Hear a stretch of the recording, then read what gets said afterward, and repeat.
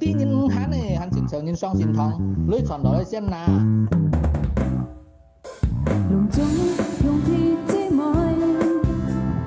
thay thay sẽ dễ hàng chiến hồi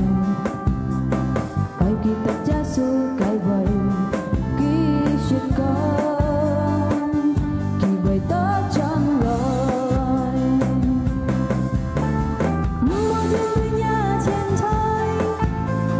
theo gia kinh công cá hà lội mỗi đêm nhà trên trời nhìn theo xa mang ôi vui coi mỗi đêm nhà trên trời theo gia kinh công cá hà lội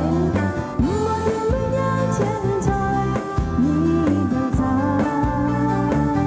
mang ôi vui coi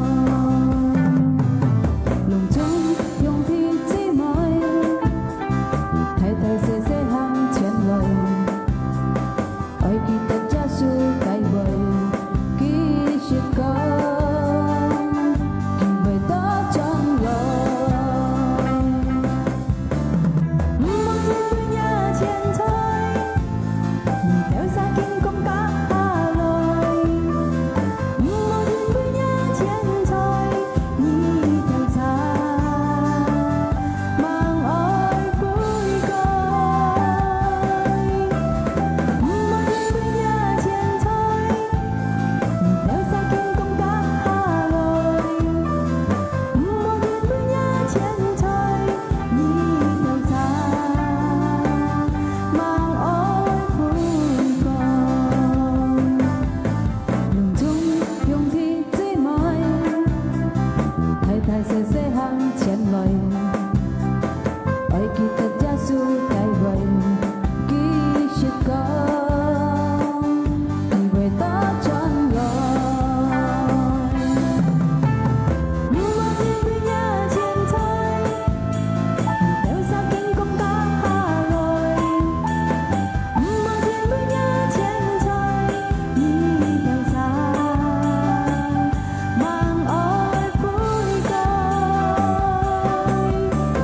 mỗi đêm nhà trên trời theo gia kinh công cá hà lội mỗi đêm nhà trên trời nhìn theo xa mang ôi vui coi mỗi đêm nhà trên trời theo gia kinh công cá hà lội mỗi đêm nhà trên trời nhìn theo xa mang ôi vui coi nhìn theo xa kinh công cá hà lội gia su con kỳ vời đó trong lời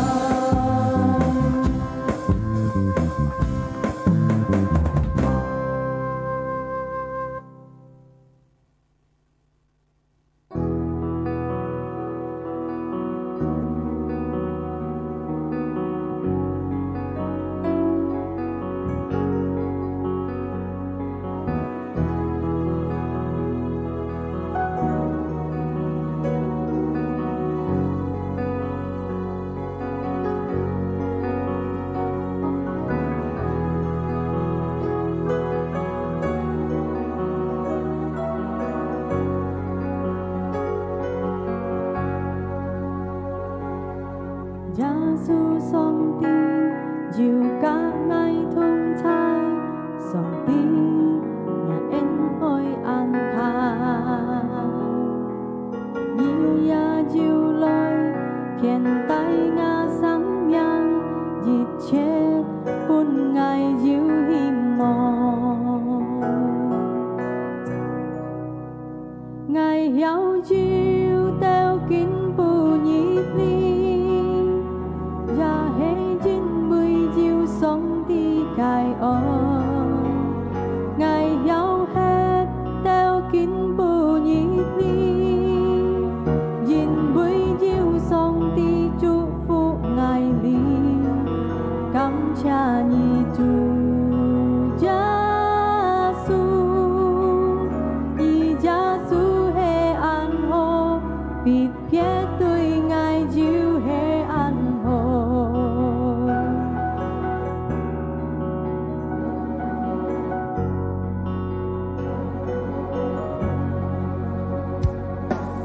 耶穌上帝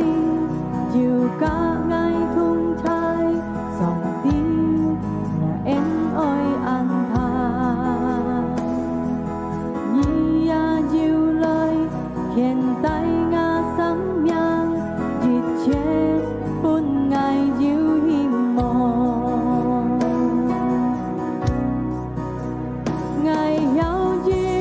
到見不易你，也係因為要上帝愛愛，愛要係到見不易你，因為要上帝祝福愛你，感謝你主耶穌，你耶穌係安好，別別對愛要係安好。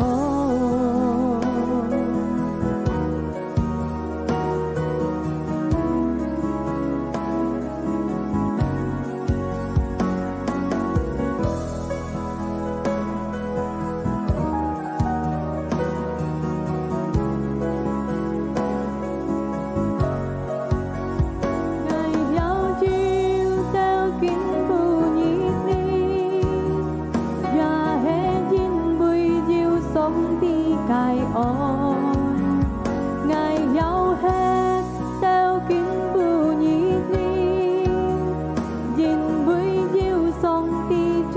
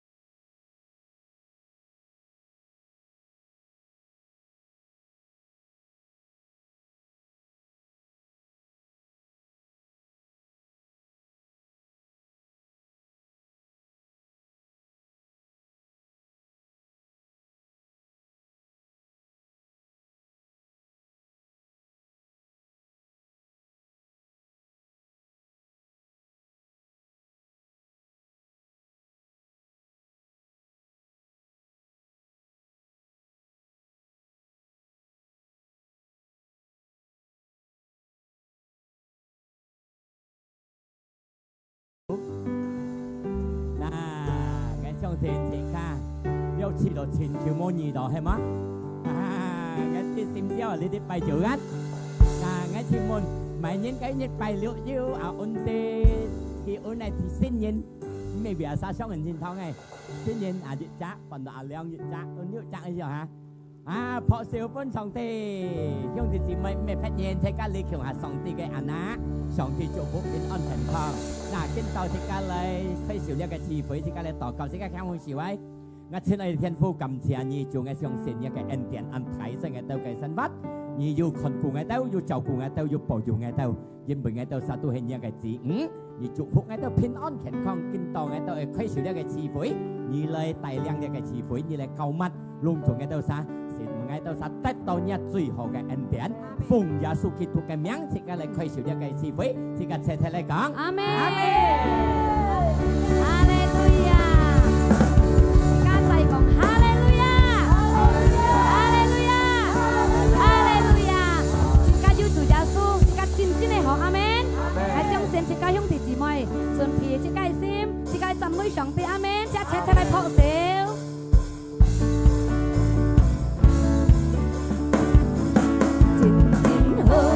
lời xin Giê-xu chính chính hô chính chính hô lời xin Giê-xu chính chính hô ngài bay đi bay đi bay sao bay gì bay bay liệu chỉ trả lý bay chính chính hô lời xin Giê-xu chính chính hô chính chính hô lời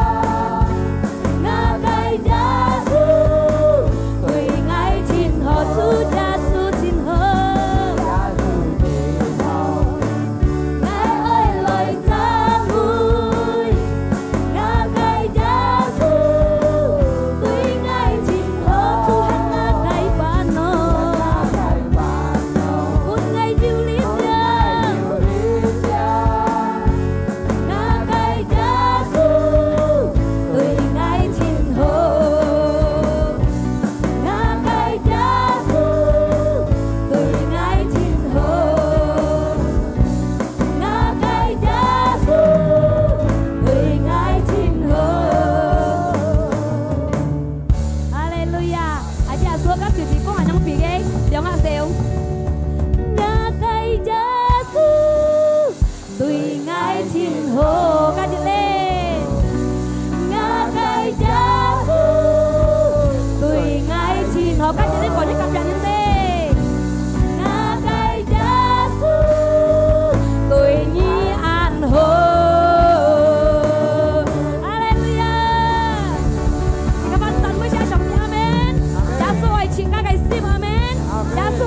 有信心，阿門。哈利路亞！一齊嚟破曉。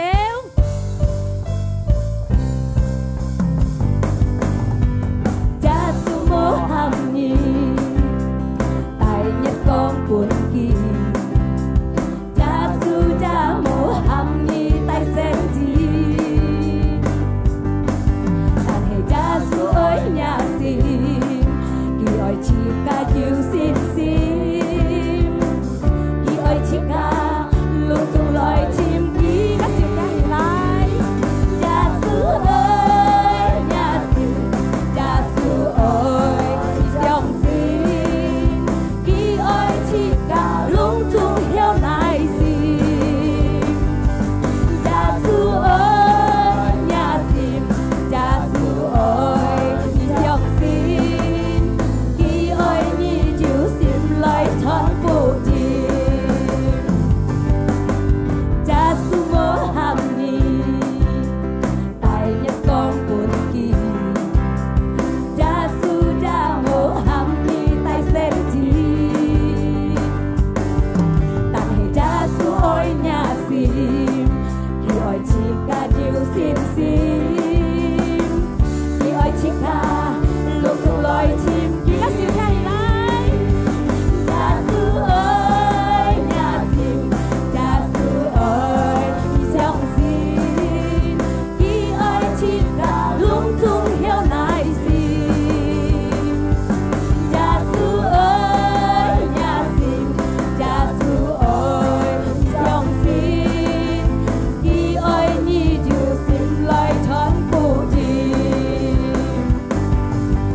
Yesus Muhammad, tại nhất con buồn kỳ. Yesus cha Muhammad tại sen chi. Tại hệ Yesus ơi nhà xin, kỳ ơi chỉ ca yêu xin xin, kỳ ơi chỉ ca luôn trong loài chim ký. Yesus ơi nhà xin, Yesus ơi nhà xin, Yesus ơi dòng xin, kỳ ơi chỉ ca luôn trong hiếu này xin. Yesus ơi nhà xin, Yesus ơi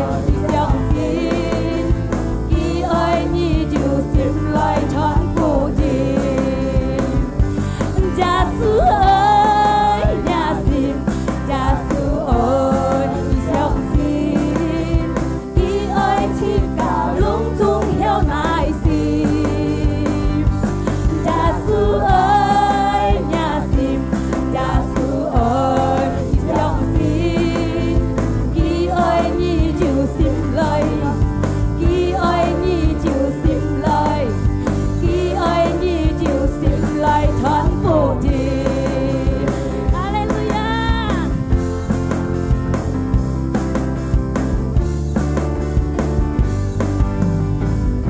Hallelujah. Xin cảm ơn Chúa Chúa Giêsu thằng tê. Hallelujah. Có những cặp nhạc đi. Giêsu anh như xin xem. Mong kỳ ta thân phụ đêm. Hallelujah. Chàng hiông thì chỉ nói. Màn màn cho toàn hết. Hallelujah. Ngài siêu xin. Chỉ ca yêu cả hột một cái sim. Chỉ ca lời đầu sống đi cái miền thiên. Yên về đó chỉ ca si giàu sống đi. Yesus, Ngài đã xa lời chan môi ni, Ngài đã xa lời kín bài ni. Yesus sống đi, Ngài đã xa ăn si giàu ni, Ngài đã xa du hết mu tuy ni,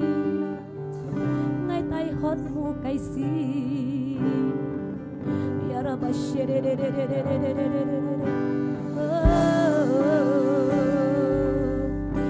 Yesus sống đi, Ngài đâu xa lời kín bài ni, Ngài đâu xa lời chan môi ni.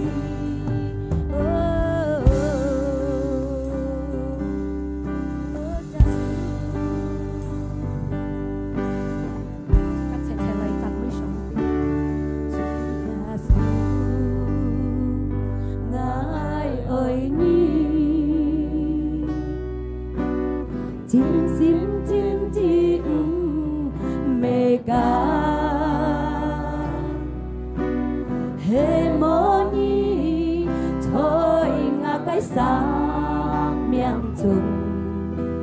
ngã cái nhịp chỉ nhong ban cô dù già su ngài ơi nhi tin sim tin tin mê ca môi nhít hết mù ca nhí lối chỗ bàn sim li thế chiu già su nhí chi ca dù già su hê ngã khu nan chung cái biết nan số ngã cái kia phu khi bay bò chiu khát cu dù già su hê ngã khu nan chung cái biết nan số khi bay khen tai ngã biết chân cái lù thu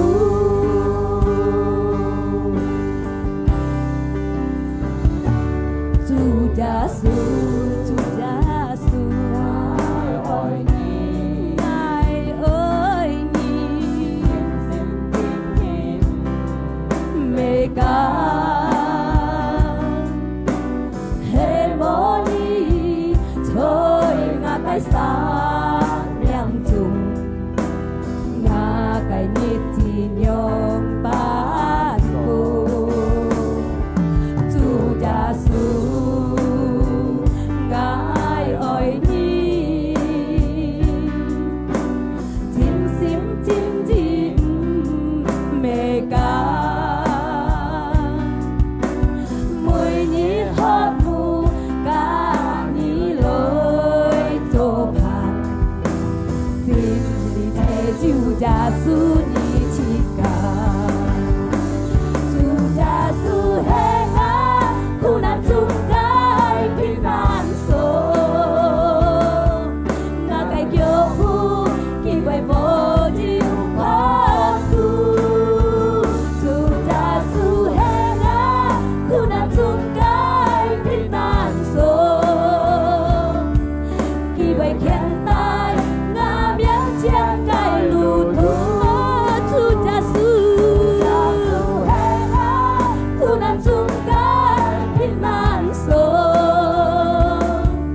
ngã cái kiêu phu khi bay bò chiu khát cu dù già su hê ngã khu nan chung cái biết nan số khi bay khen tai ngã biết chân cái lù thu khi bay khen tai ngã biết chân cái lù thu khi bay khen tai ngã biết chân cái lù thu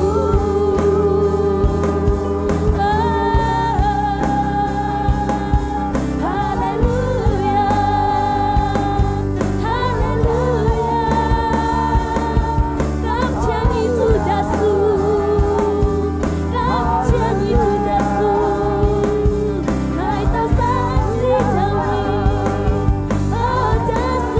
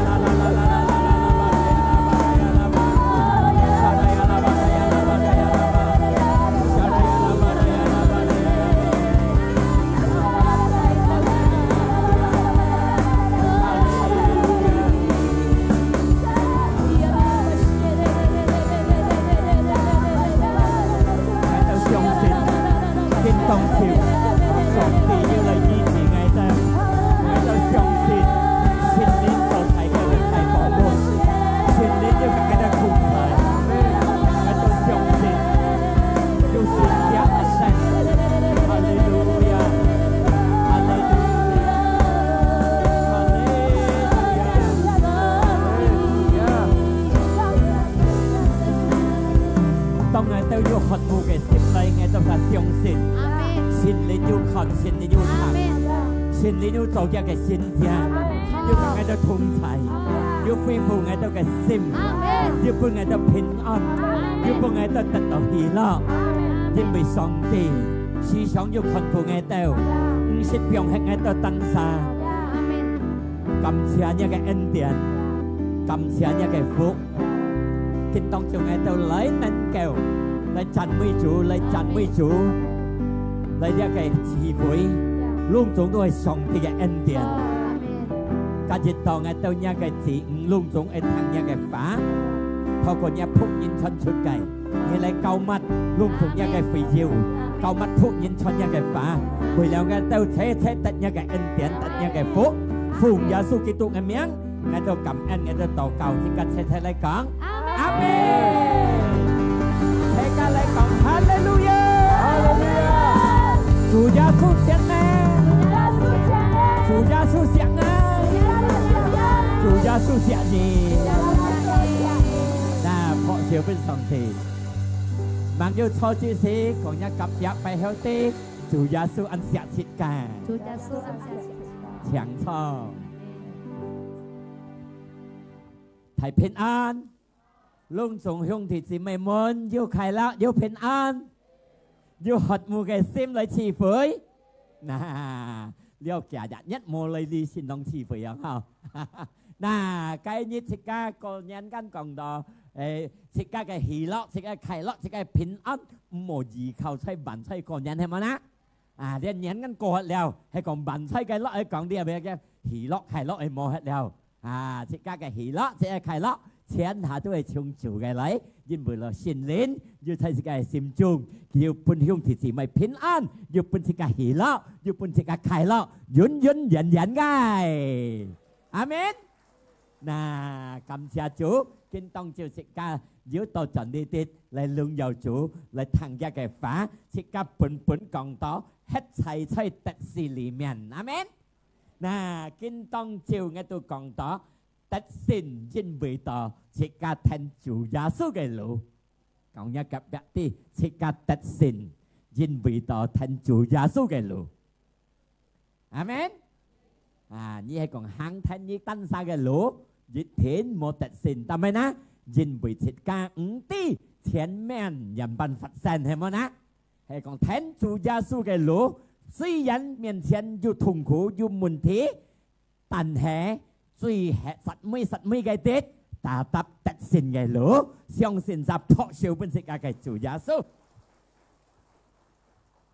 dân bởi đó sĩ ca dùng tăng xa cái lít điang sĩ ca tật xin cái lũ mẹ tật đó xin xong dùn dần cái tật xin amen chạm sĩ cái tật xin dân bởi sĩ ca tăng xa nén cho lấy cái tôi chạm sĩ cái sĩ ca thân chủ giá số cái lũ dịch thiện hi tật xin mẹ còn tỏ sẽ các cái sinh phát đi tết hàng tỏ dịch nhất cọ nhất một thùng khổ một phán nó một phiền thùng mẹ lý tao bẩn khỏi gì lấy tao sẽ các cái miền chén khỏi gì lấy tao sẽ các cái sang miền trung dù bẹt xét dù thùng khổ dù phán nó ca thiên tụ dù muôn thế lòng cung phó dù xong khắp trời dù xong ảo trời tàn hệ sẽ cả hệ thánh cái lũ lại hàng dịch thiện tại sẽ cả cái ca thiên hi tật xin tại sẽ cái sinh phát hi tật xin tại sẽ cái lũ thu hi tật xin amen thế nhau nghe sẽ cái thành chủ gia số cái lũ còn nhà cặp bạc đi thế nhau nghe sẽ cái thành chủ gia số cái lũ nhìn vì tao thành chủ gia số cái lũ giết thiến tật xin cái lũ amen còn nên về du sinh phát theo lũ và du tật nán không gì sao tàn hệ tà táp hắn du tật xin cái lũ因為到主耶穌唔是離開過切家鄉鐵子妹，佢也唔是講莫財切家，時常要看顧，時常要照顧，時常要嘅同齊。但係雖然切家生嘅知道，但係主耶穌要講要更嘅同齊，但係我很知道按困難，但係我很知道按煩，一種種都係生齊切家當下嘅信心，當場切家生態嘅思想，切家係講點上嘅痛苦去，點上嘅憤怒去，點上嘅決心不實去，日來就日向，阿們。切家嘅信心係生長過去，阿們。雖然要痛苦，雖然要問題，雖然要逼實，雖然要煩惱，但係自家嘅信心係先強過得勝嘅路嘅氣，阿們，哈利路亞。嗱，人班人嚟講，自家要聽到主耶穌嘅路要得勝，聽主耶穌嘅路，熱天要得勝嘅路。而人班人嚟做，第一就係講到思想係滅強自家嘅心。滅強自家嘅信心，阿們。我嘅point可以講出來，思想係滅強自家嘅心，隔自家嘅信心。但係呢，人唔是講人類思想自家嘅心腸唔弱，思想自家嘅心腸遲到為灰心。嗱，當自家越灰心，當自家嘅心中越弱，自家嚟到上帝嘅面前，自家嚟變強嚟呢個心中，阿們。自家嘅心中變強，自家嘅信心也越強，阿們。哈利路亞！因為到自家行嘅世間，大場問題嘅世間，前面冇漂田嘅路，前面冇一個漂田嘅路本自家，但係自家聽主耶穌嘅路，熱天要得勝嘅路，熱天要漂田嘅路，阿們。這樣人自家係走家嘅路嚟行，這樣人自家冇離開上帝，阿們。思想係滅強自家嘅心，但係思想呢，因為到自家生活係社會嚟喺度，思想問題又咪嚟到自家嘅家庭度係冇呢？思想一個病痛又咪嚟到自家嘅心中，嚟到自家嘅生命中係冇呢？思想各樣嘅煩惱也咪嚟到自家嘅家庭度係冇呢？嗱，我相信你阿龍總係講自家飲滿主耶穌嘅路，自家聽日嘅反應，就日嘅反應嚟行，家庭度攻破有問題，要相吵，但係自家要謙卑嘅心，相信忍量，熱天上帝能夠恢復一重複嘅心，恢復一副團結嘅心，自家要相信謙卑，自家要相信嚟就上帝嘅反應嚟行，熱天一家庭有得勝嘅路，阿們，哈利路亞。相信自家講哈利路亞。哇！我細前要頭嚟客家嚟講台話，50分你阿三萬要70歲、80歲、62歲，3萬行了47歲樣，真70分好。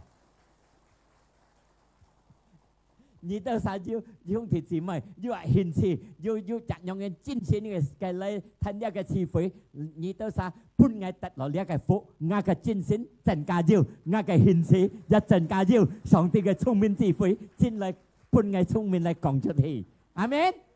哈利路亞。嗱，自家看呢個反應，但係為講自家係滅強自家嘅心，你看呢個約書亞熱提出按樣人交代呢個見證，約書亞熱三強。滅強滅本呢個心，漸漸越條心滅本嚟，然後我小心嚟就上帝嘅命令嚟行。但係人家生係家庭度咪按多吵鬧，但係自家行度咪按多煩惱多不實，因為自家冇漸漸越條心，冇小心嚟就上帝嘅法嚟行，係咪呢？上帝喊自家人樣行，自家都人樣行，係咪呢？上帝喊愛自家用切行，自家都係變做少，變漸少。嗱，所以呢個見證講自家啲戰爭單強，滅強一嘅心，滅本一嘅心，漸漸係小心，就上帝搬出呢個法，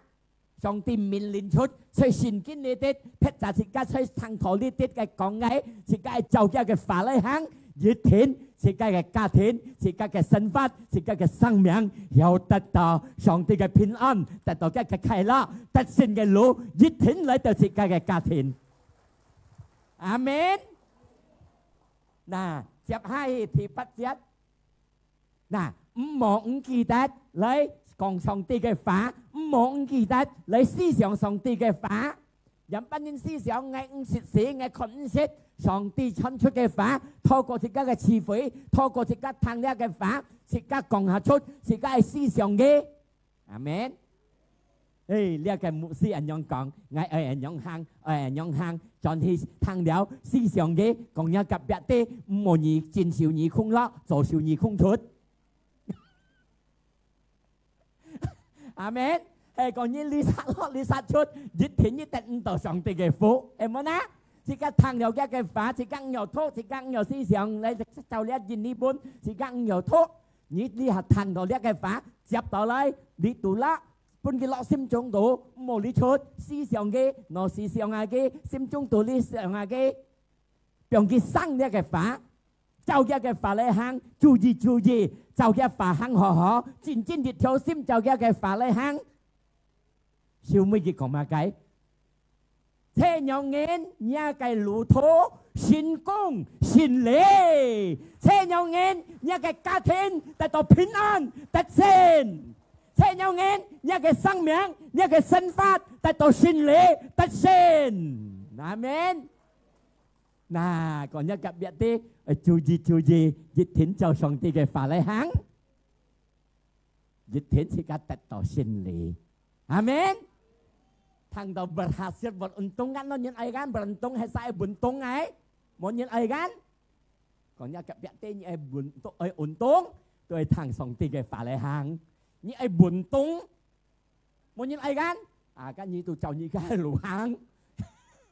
amen buntung mà nó là amen untung nó là amen xin lý tết xin amen hallelujah thế nhau nghe thì cái chú gì hàng đĩa cái sân phát hàng hò amen nè小心注意就呢個聖經的寫出就呢個道理講出是個咧就嘅法嚟行是個思想嘅上帝嘅法熱天大食家特善大食家ถูกลิบ amen 可能一個時代一個新法一個路途一個家庭時代生下安拔實家庭都安農教生下雙草兩公婆但係你係做上帝嘅法嚟行就一個好好嚟行兩公婆要謙卑嘅心一個經書講老公錫一個輔助人係順服一老公嘅講嘅法就嘅法行大家要合作一公婆熱天得到上帝嘅平安阿們一家庭熱天得到上帝祝福但係人家會安幸公婆唔好你唔係到各對各唔係ทาง一個老公嘅法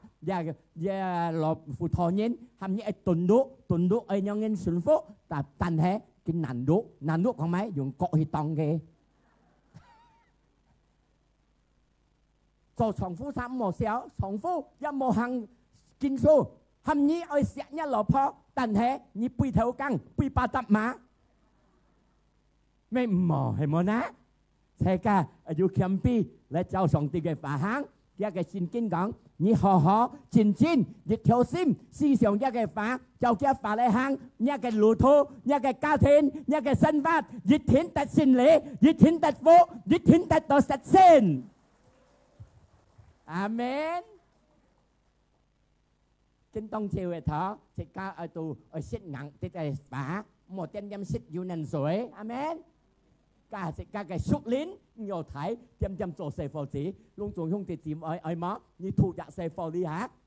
兩歲是個自己識能tốt 3歲肯可以識能tốt 5歲肯就得啦18歲肯自己識能tốt你愛麼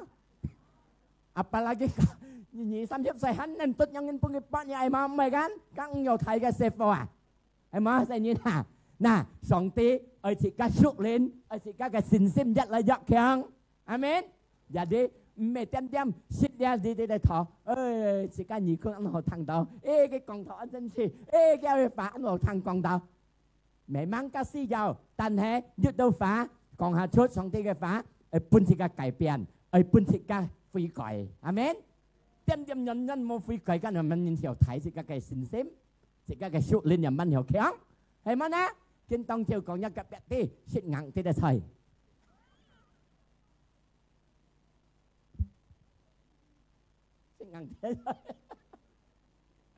amen hallelujah nè thì các ai suy sống em mệt kháng thì các cái xin sim nè phải xin kinh tốต้องไทยบุยไตตุยฮิจันเส้นอย่าจนแก่ไก่ทีฟ้องไก่จนแก่สิวตู้แก่ไก่ฝูทอเน้นแก่ไก่ปิ้นมาไก่ฟันโพสิงลุงจงปุ่นฝ่ายเจาะเจาะฮีปุ่นฝ่ายเจาะเลยเจาะฮีไตเซลเฮ็ดที่จนเตลคนแก่สิวตู้ฝอเศร้าแก่ไก่สิวตู้เศร้าเฮ็ดไทยบุยตัวเกี่ยวแก่ไก่ปิ้นมาลุงจงเต็บกี้ mà cái thích nhí hồi ngay tao san nhông nghiến ban phô thì má cái tung sĩ từ mồ hay đeo bún phải cho tay hi đeo cái cẳng thì cá chi khẩn sẽ giết Samuel xăm ship thì liệu chết giết Samuel xăm ship thì liệu chết giết Samuel xăm ship thì liệu chết anh nhông nghiến còn đó dia cái thầy buổi ship phun bắt sát đó ship phun đeo kép đó liền không thì chỉ mày ship phun muốn kép đó má dia thầy buổi cái cẳng đeo phun muốn kép đó liền Daud sangat terjepit kép đó không thì chỉ mày ship kép đó phun muốn nó an thùng ngắn thầy bị thế nhau tách đó chạy theo bố lũ như là còn kép đó yên bị đó mày ná kia cái pin ma luôn dùng ai tép kia dàn kia cái phụ thọ nhân phân bảo chuyện giá khung hạp bún giá phải cho hì giá lý cái pin ma cầm cái thọอย่างnhân giá cái xin kinh cònต้องthầy bị kiếp tổ chi sĩ yên bị đó cái nhân mến ai tép kia dùng sắc cũ luôn dùng ngay nhân này sim ăn thùng sim cọ xa cái lại chi cái mồi chi tiền sọ chéo tàn hè thầy buổi mệt khiong cái xin sim tùy cái sòng tì amen nè không thì chỉ mày muốn có gì như cái chỉ đó kép đó bẹt sắt nhá cái lù thô nhá cái cá thiên nhá cái sân phát nhá cái chỉ đó mô lùa hàng bẹt sắt cho kép đó liền chín dùng mẹ thủy dùng mẹ bên chân cái sắt dùng mẹ lý sắt dùng mẹ mô lùa hàng khút theo lù lý hàng dùng theo lù mệt kéo nhá cái xin sim từ chủ gia sư amen chủ gia sư nên cái khơi lù mình thì cảแต่ไม่งั้นไปกองเชียนหาอย่างจุดาสุนะเรียกยิดซามูเอลเกี่ยวกับ30ที่10ปักเจ็ดอันยังเงินกองดอกเกี่ยวกับไทยบุยเปียงลุงจงเกี่ยวกับปินมาไก่ฟันโพสิงกี่ไก่ฟันโพสิงเพชรเกี่ยวกับสินก้าลุงจงเกี่ยวกับชิดเลี้ยงปุ่นไฟจอดเชียงฮีลุงจงกี่ไต่สู้จันเลยลุงจงกี่แกมจันเลยแต่ไม่นะยิ่งไปกี่เม็ดช่องเกี่ยวกับสินซิมตุยสองตีกี่มุนสองตีเดี๋ยวหัวหีจันเส้นมั้งตุยต่อมั้งสองตีของเชียนเส้นจัดก่อนก่อนจะถ่ายวิเทียนสินฮีชิมดิปันยินตาหันเราแก่ไก่จะรีปันฟันบดสิงไงแก่ไก่ชิดยังลุงจงไม่ตาหันไงจัดก่อนถ่ายวิญีดาลุงจงไม่แกมชูจันเลยทำไมนะยินไปสองตีกะถ่ายวิทงไทยสองตีอยู่กะลุงจงช่วงตีสี่ไม่ทงไทยต้องอยู่เป็ดเซ็ตต้องอยู่ทงโขต้องอยู่ตินเก็บต่อยี่เซ่เกยยังไงสินซิมเม็ดบนตีเกกี่กันยี่ทงไทยกี่ห้าเซลค่อยหลุดปุ่นเย่อาเมนลุงจงช่วงที่สี่ไม่ชิดที่ตอนนี้กันหลุดทุ่งนี้การเทนที่เป็ดต่อเก็บต่อมาเสร็จกันน่าไงคนต่อยืนยืนกินยำแห่เสียดายอย่าง唔是使唔是強，冇退步，主耶穌越聽解嘅通才，越聽開路門時間，帶起個真理，帶起個特性，阿門。ทีนี้แทน主耶穌嘅路，越聽時間要經過特性，ทีนี้我樣班人時間可以社會嚟喺度，時間行呢社會思想要改變，阿門。冇幫擺。tao kinh hả tao dùn kiểu mua cải biên cả sĩ chủ giá su xịt ca ơi cải biên amen kia cái dinh ní buôn còn bò to bắt phí còi mà cái nhà cái xin thiên nhà cái思想nhà cái hàng thốn luôn dùng mò cái ơi phí còi hỏi lại còi xong ti hấp gì cái nhà cái phá ơi phí còi còn con nhắm sao mà chấm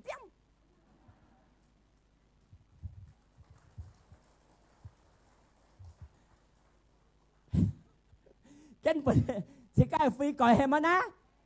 chỉ cái phá ơi phi còi nhá phá mô phi còi dùng kiểu chỉ cái nhiều thật xinh nhá cái思想mô phi còi dùng nhiều thật xinh tao mấy ná nhưng mình nhá思想hắn bên chào bông bài nhân thọ đó nhá cái phá nhá cái sim chung luôn dùng hắn mô phi còi lại con nhỉ nhiều thật xinh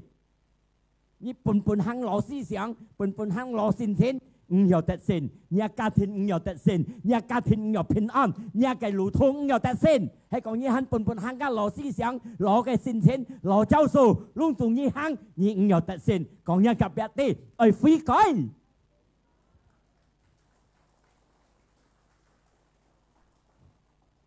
phi cởi mà gì xí phi cởi gì xí ngay mô phân chạy sổ gác mô gầy amen phi cởi mà gì xí ngay mô phân chạy sổ gác nhìn su cắt gầy xong apa lagi hắn còn sòng tiếng hấp gì gầy hố cô ơi mò còn nhá cặp biệt đi lò phong hấp gì mấy mò sò lò cũng hấp gì mấy mò sò amen thiên hạ ơi phi cởi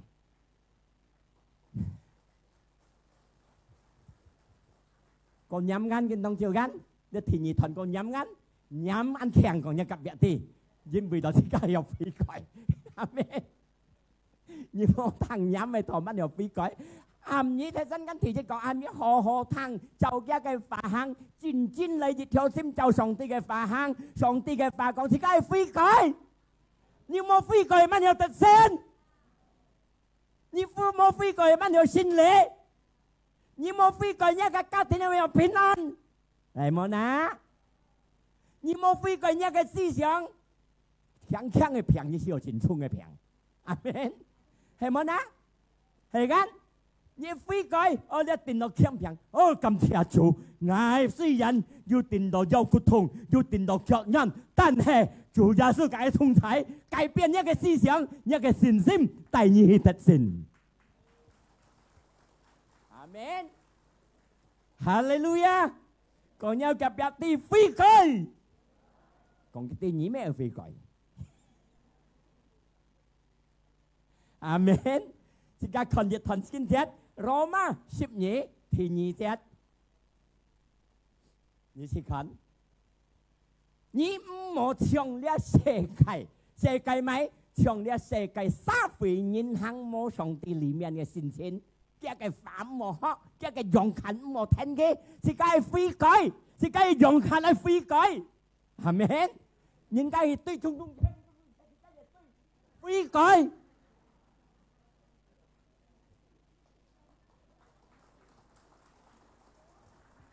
nhưng cái còn cô nhảy nó chỉ biết hơn thì cái là hì kì phi cõi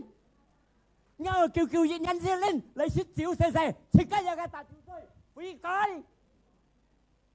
amen mỗi phi cõi mới học thật xin à còn nhớ cặp tí nhắm tapi kháng để xin kinh có mấy một trong là cái xã hội世間那個世間係個冇真理咯，熱天但是個失敗嘅咯，熱天但是個唔冇嘅咯，阿們，悔改就盡主耶穌嘅咯，熱天大家信理，大家得勝，就係改變一個思想，一個思想係改變，為咗乜嘅？誒，阿掹冇你。你冇咪係騰硬嘅啊？慢慢咪走啊！為了咩？思想改變，為了乜嘅？你有分別啊！每個上帝合意你行嘅路，世界係有分別啊！上帝合意，應該純正你冇錯咯，跟上帝合。阿門。為了乜嘅？上帝合意，把這家有一來一向主耶穌嘅聖前，阿門。一來一向主嘅聖前，要集愛，要忍耐，要祝福人，要做出愛本人，阿門。còn nhà cặp biệt thì hay còn như ly hợp Phật sang嘅nhân, ai phi cõi, như ăn mà Phật sang, ai phi cõi. Còn nhấn theo thế là hàng kẹn. Còn nhấn cả ngày tí như theo cánh thì lo, khai lo, ngày còn hẹn tí thế phụ giúp như theo cánh mày át. Còn nhắc gặp biệt đi, mò át hay át ai phi cõi. Amen. Đi về vô nhìn còn tim mày lại mò nhọn còn. Nhưng mò lại nhưng mò thằng ở phi cõi. Cả như chỉ xong nhau ngến, như cái lũ thú xếp thải mò thật xịn. Hay mò ná. Như cái思想ở phi cõi cái lò bơi mò ná. Còn nhắc gặp biệt đi, cái lò cụ sĩ mò chấm nhé còn. Lô cụ xí mà cái bông bày như anh nhông các một này còn nhau chiều sao các bông bày cái măng phi cõi là cái phi cõi mà hắn tiêm còn các chiều sao như hắn ấy cái phát nhông như nào còn nhau cặp giặt đi cảm ơn mày nha cái khéo ấy phi cõi Amen tao mày an tôn nhìn gì kinh nhưng các con mày sao thấy kỹ thuật里面这个重新嘅人，但係佢喺基督裡面一嚟一來，得咪？因為一個橋冇悔改，一個法冇悔改，一個思想冇悔改，係冇呢？啊，兩樣人間，講一及一啲，見當就嗌悔改啊！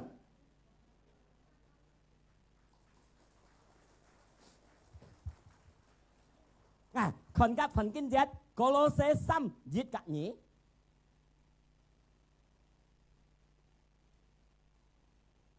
你都啥樣咪啊？因為到家嚇隆重熱切，你見過係隆重熱切。佢講乜嘅？你唔望，你已經隔基督強下復發，意思係家間先有做是家隔基督強下行啊，是家嘅老年先隆重，才兩世係買超買了，才基督是家重新嘅，是家係乜嘅？簽隆重才當歌嘅。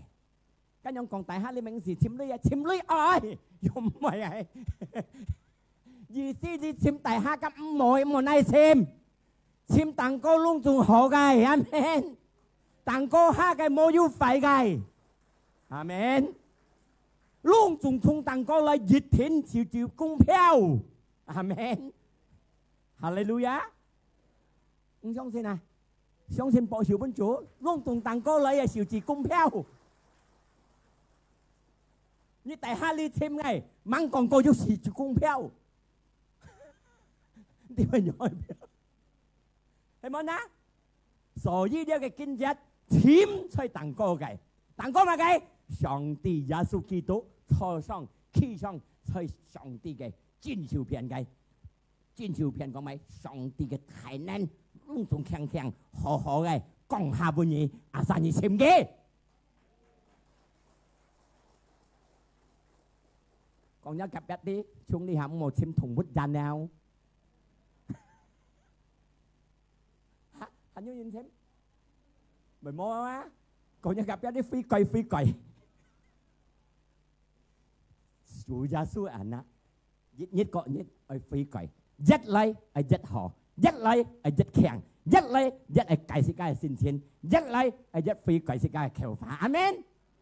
tăng hiệu tật xin còn đời quý đâu thì nhi thánh mẹ có lô xe nhỉ xăm nhỉ có lô xe xăm thì nhỉ chết思想當歌嘅咩叫哈利嘅意思咪思想上帝你要問題大下你要痛苦我想得痛苦我想得不殺老公冇用老婆突然鬧師傅猛撐我想得上當歌嘅上帝能夠改變嘅上帝能夠祝福嘅上帝能夠描述嘅心上咧ha phải một cái một này sáng mẹ cái sim trong nhỏ một này sáng thấy thân hệ mẹ kéo nhá cái sim mẹ bốn nhá cái sim phi còi amen hallelujah sáng tặng cô cái một đêm sáng cái cô hìa léo cái cô chiều sâu một này sáng hả còn nhá cặp bẹt tê hình như lượng cung bao thao đó cô hì chiều sâu một sáng léo amen tao mấy cái chiều sâu ấy hay còn chỉ các mô xin chủ đâu mà thằng đấy cái chiều sâu cũng xin đem còn sáng hả như còn phụ thôn như nhau họ còn lô phó nhau họ như bom bè nhau như cả cái anh họ các cái bài chân chỉ cả hai à hay món á hay còn mô chơi chín đi里面啊cái bài用xin chân chỉ à ngày xưa kinh過啊cái lòng sắp phèn yêu anh họ tại cái khung hả phèn yêu cái tên nó thu lại cái còn cái cạo cái có cái phát sang cái nhắn trong chiều cả hai cái món mẹ trong chiều cả hai đó nhắn còn như còn cái là để mua chín ly kìa thì cái yêu chín ly giờ phi cởi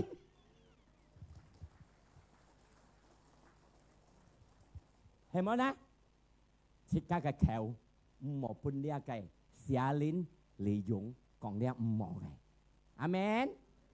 隆重去悔改，切家嘅思想，切家嘅橋唔好半寫ลิ้น利用嚟滅惡切家嘅家庭，阿們。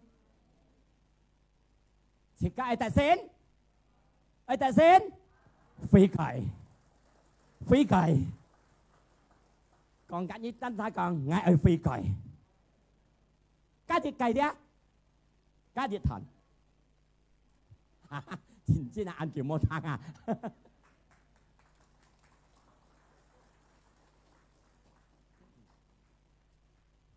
加上帝強行，熱天切家特先。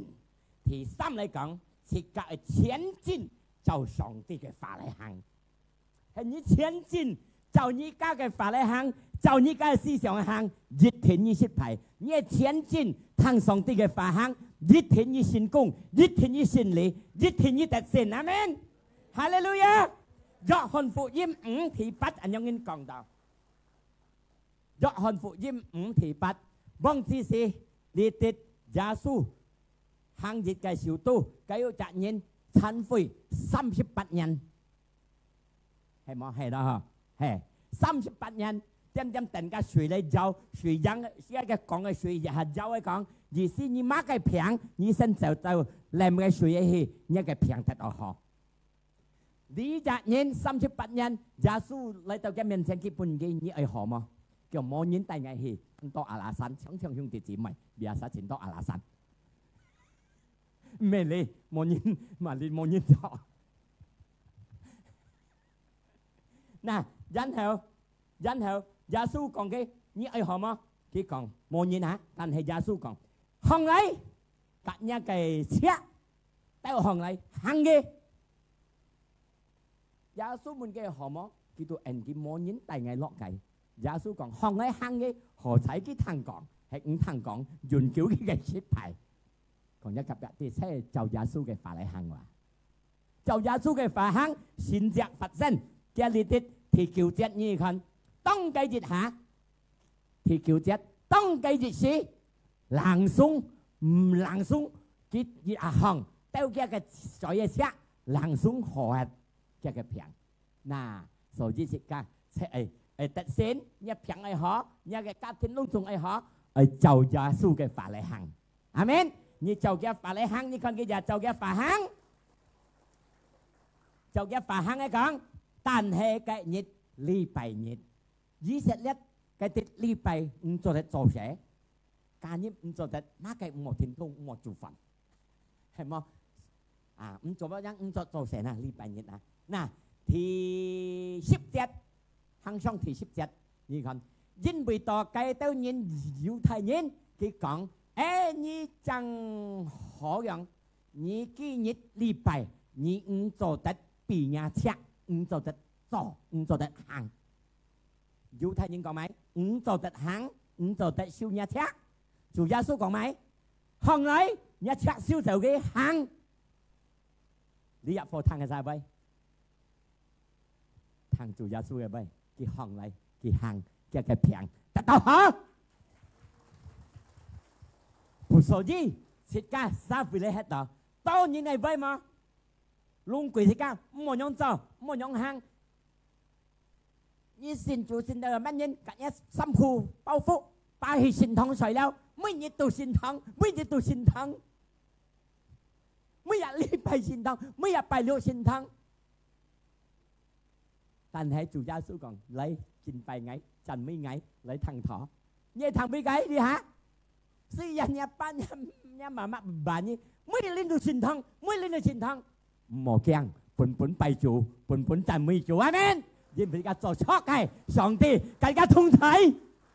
上帝講：你咁人普通人面前人信任我呀信任你，在天父面前，這個信主唔是驚人哋，阿們。要當人信主，唔敢冇嘅不看人哋，唔敢冇嘅自人哋，唔敢冇嘅老人哋。要啊，要冇啊，你冇認錯。冇驚人哋，阿們。你係聽晒法呢嚇？聽主耶穌嘅法， ทั้ง主耶穌嘅法先至發生，阿們。上帝阿父，你陳飛38年，佢ทั้ง主耶穌嘅法，主耶穌講，到日車，到行藝，行嘅，佢得到支持，得到好。但係前時呢班人講，今日禮拜，你唔做到日車，唔做嚟行。但係佢今日嘅天，就主耶穌嘅法嚟行，佢得到信者。是教你喺度，聽主耶穌嘅法，你聽得信者；聽主耶穌嘅法，你聽信你；聽主耶穌嘅法，你聽自家得到利息。阿門，哈利路亞。講一個別啲係聽主耶穌嘅法。你是看假日thần kinh節，在耶賽亞55:11節。因為到你聽主耶穌嘅法，你就順服嘅法。先至係發生，上帝嘅平安降下俾你，上帝嘅祝福你身體健康降下俾你，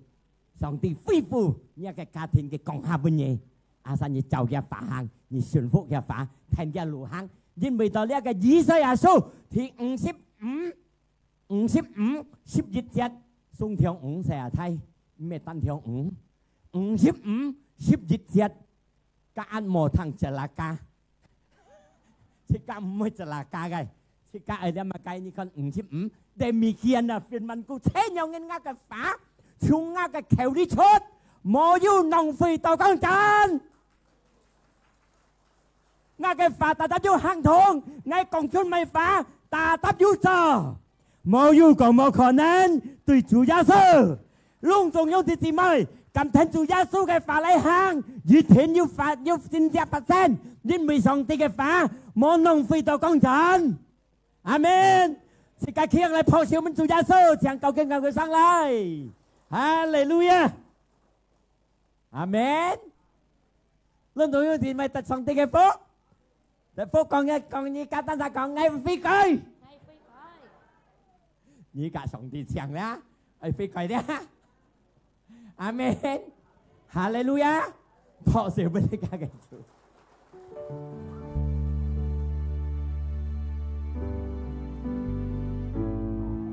上帝愛真真愛你，希望你愛真真無意思，上帝。希望你，仰望你，感動我嘅心靈。上帝愛真真愛你，希望你愛真真無意思。上帝。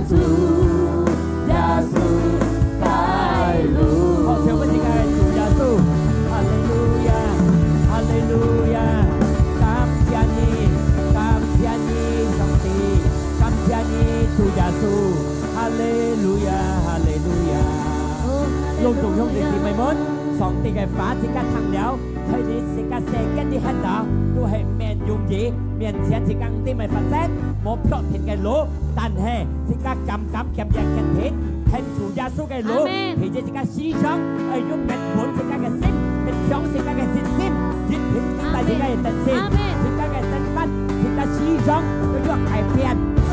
biện sẽ cả cái phá cải biện sẽ cả cái sim thịt cải biện sẽ cả nhìn cái cải biện sẽ cả cái phá dịch thịt sẽ cả giúp tận sim cái lúa phun cái lúaด้านแถวที่แม่กับเทียนที่เจ้าสองตีกันฝาเลยหังแทนไทยแทนสองตีกันฝาเลยหังยิดเห็นยุคเป็นสิ่งแก่รู้แต่เป็นอย่างก็จะกล้าซื้อยังจะกล้าต่อยุคโผล่ยุคเป็นสัตว์ยุคมุนเทยุคแข่งทงอาศัยยุคเจ้าเป็นสองตีกันฝาเลยหังยิดเห็นยิดแต่ตองจังให้รู้ยังกันจิตสุดแท้ห้องเลยแกต่อเก่าโอ้กับเทียนยี่สุยาสู้ยังกันฝ่ายกองทุนต้องยังกันฝีจิวเจ้ายังกันฝ่ายหังยี่ไก่ทุ่งไทยยี่ไตยี่ไก่กาทิ้งสินลีไตยี่กาทิ้งแต่ต่อฟิฟูยี่ไก่ฟิฟูกี่ไม่จักก่อนยินเนี่ยซิมก่อนยินเช็ดไตยี่ยกไก่เปลี่ยนเช็ดไก่ยกไก่เปลี่ยนแต่ไม่ยกแต่ต่อสองนี่กันสิเจ้าเรียยุบไฟเห็ดยุบมันเพียงเท่ากับสองนี่กันนั่นนิดเท่ากับยังกันเมียงยาสุกิตุกันเมียงวิธียังกันเพียงไปกันเพียงเหรอคิดดีแต่ต่อแข็งข้าวฟุ่มยาสุกิตุกันเมียงคิดดีแต่แข็งข้าวแต่ต่อข้างของฮาเลลูยาคำเสียนี้จุดยาสุยังกันฝาดูให้ตัววิธีตั้งแต่ยังกันฝาทอนทุเรศโมยุนนองฟีต่อของจอนลุ่งสูงยังกับฝันเส้นยินบีต่อโมยุกองมองหอนแน่นด้วยสุยาสุไก่ฟ้าฟุ้งยาสุกิตุกันเมียงกันจะต่อเก่ากันจะกลับแอนสิกับใช้เลยกันอาเมนHaleluya. Macam yang sudah contoh dari sikat tanah boboyan.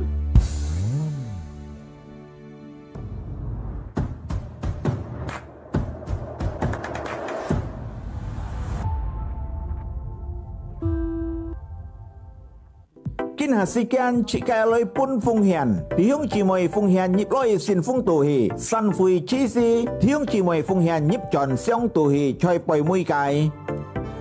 Bay nhị nhất nhị ship họ xăm tiệm chơi chỉ cái trên tông li du liang sẻ, tiếng chỉ mồi ơi liang sẻ xa có duyên lên lối lên tiền phá họ mà. Hạ các chỉ phủi mũi chợ bay lựu si tiệm, chẳng nhiên sau nhân chỉ phủi mũi chợ bay lựu tiệm bàn. Chỉ cái trên tông lý bài nhẹ dưới lòng lên chi phối thì nhị thón kiều tiệm thì nhị tón liệu tiệm song tùy trụ phụ thầy chế ca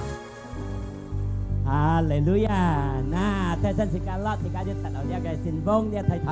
sĩ ca để chuẩn bị sĩ ca cái phụng hiến. Nah, ngay xong xin lung xuống thật xong thì cái phúc sẽ xong thì cái end tiền. Amen. Sĩ ca chuẩn bị họ sĩ ca sẽ khi ông lấy sĩ ca lại kia ông lấy sĩ ca lại tổ cầu. Xin ai thiên phu cầm xia nhi ngày hắn nén tại ngày tới cái phụng hiến cho hệ xong thì cái end tiền. Để cái phụng hiến sẽ giá số cái tụ cái miếng xin giang số chủ cái công việc sẽ làm gì tiền. Cầm xia nhi chủ giá số kiến tổ sĩ ca để kết thúc ya cái chi phối. Ngài đều tan mưa ni vui khai khai trong tim khi mèo trong tim khi mèo trong tim ngài đều tan mưa ni vui khai khai trong tim khi mèo trong tim khi mèo trong tim khi mèo trong tim khi mèo trong tim Họ chịu quân chiến đến đây Chúa. Trong tim trên đi khơi rồi hung thì gì mấy.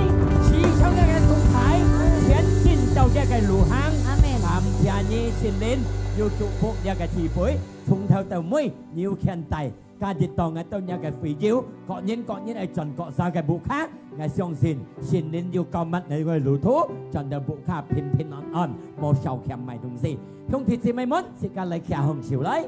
即刻嘅慈悲到你位置，即刻嚟接一個天父嘅平安快樂，充滿到自己嘅心中。嗱，主耶穌錫切㗎，佢獻出一個血，佢來世間嘅死復活，為了每一人相信之上，得到永遠嘅生命。神靈唔係離開個兄弟姊妹，時常要大家同在，帶自己去得勝嘅路，自己嚟接呢個福，自己嚟享受呢個福，自己嚟做出呢個福，本人人何得耶穌嘅名先過去，奉耶穌基督嘅名，即刻禱告，即刻感恩，即刻齊齊嚟講，阿門。上帝祝福大家，大家坐上去，希望